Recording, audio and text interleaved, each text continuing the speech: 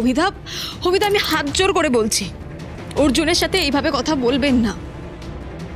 এখন আমি আর অর্জুন তো আলাদা নই। আমার রোজগার মানে অর্জুনের রোজগার। আমি তো নিজে থেকে আপনার জন্য রান্না করতে চেয়েছিলাম, আর সেখানে অর্জুন যখন বাজার করার দায়িত্বটা নিয়েছে তখন আমাদের ওপর সবটা ছেড়ে দিন না। আপনাকে কিচ্ছু চিন্তা করতে হবে না, আমরা ঠিক সামলে নেব। এটা তুমি কি বলছো মঞ্জু? অভি এ বাড়ির বড় ছেলে, অর্জুনের দাদা। ও আমাদেরকে নিয়ে চিন্তা করবে না? ও আমাদের সংসার নিয়ে ভাববে না? অদিতি, তুমি? অদিতি, কি বলছো এই সমস্ত? একটু চুপ করো। কেন এই কথাগুলো বলছো? মঞ্জুকে কেন এরকম করে কথা শোনাচ্ছ? তুমি কি ভুলে গেছো যে মঞ্জু বুনিয়ার জন্য, অর্জুনের জন্য, এই পরিবারের জন্য কি কি করেছে? সব ভুলে গেছে?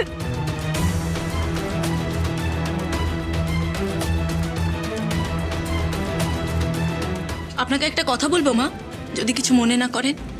মঞ্জু আজ অব্দি যেসব সমস্যার সমাধান করেছে তার প্রত্যেকটা সমস্যা মঞ্জুই তৈরি করেছে। আমার তো মনে হয় না অভি একটা কথাও ভুল বলছে এখানে। দিদি,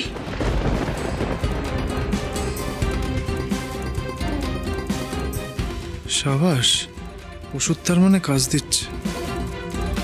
অভি, অভি তুমি ঘরে চলো। দাঁড়াও দাঁড়াও দাঁড়াও, 1 মিনিট আমাকে বলে নিতে দাও, নাহলে আমি সব ভুলে যাবো। অর্জুন, তুই তোর বউ ভাতের জন্য তাপসী রক্ষিতের কাছ থেকে 5 লাখ টাকা ধার নিয়েছিলিস, মনে আছে তোর সেটা? তোরা জীবনে সেই টাকাটা ফেরত দিতে পারবি বলে তোর মনে হয়? পারবি না। আর জীবনে যদি সেই টাকাটা ফেরত দিতে না পারিস তাহলে বদনাম হবে কার? আমার এই পরিবারের। লোকে তো তখন যা তা বলবে। কে দায়িত্ব নেবে তার? তার দায়িত্বটা কে নেবে, তুই নাকি তোর মঞ্জু? অভিদা,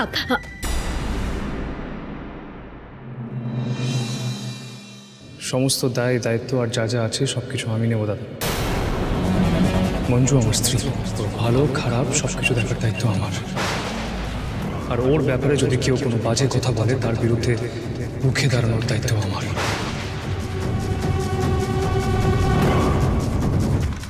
দেখ দাদা, আমি তোকে খুব ভালোবাসি, তোকে শ্রদ্ধা করি, আর সেটা তুই খুব ভালো করে জানিস।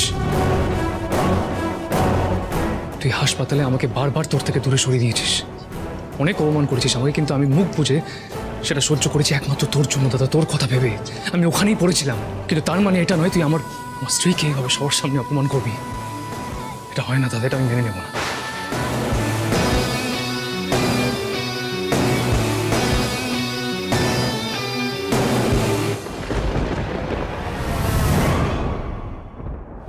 তাপসী রক্ষিতের থেকে 5 লাখ টাকার ধার আর মঞ্জুর ভাত কাপড়ের দায়িত্ব যখন আমি নিয়েছি, তখন সেই ধার মেটানোর দায়িত্ব আর মঞ্জুর দায়িত্ব আমার। সেটা আমি কি করে করবো তার কৈফিয়ত আমি কাউকে দেবো না, তোকেও না।